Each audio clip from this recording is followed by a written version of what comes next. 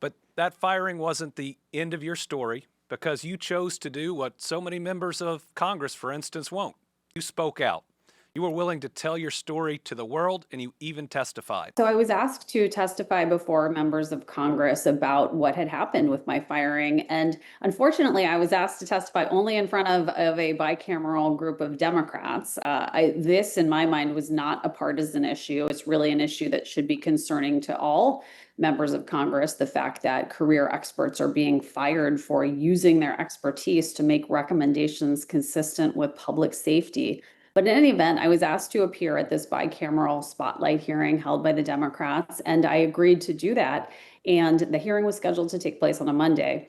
The Friday night before the hearing, I was out at a show with my parents and my husband, and we were driving home, and I got a call from someone at the Justice Department who was really just calling to be a good Samaritan, not supposed to be calling me, and let me know that the Deputy Attorney General had sent armed special deputy U.S. Marshals to my home to deliver me a letter that was intended to warn me about the risks of testifying and telling my story in front of members of Congress.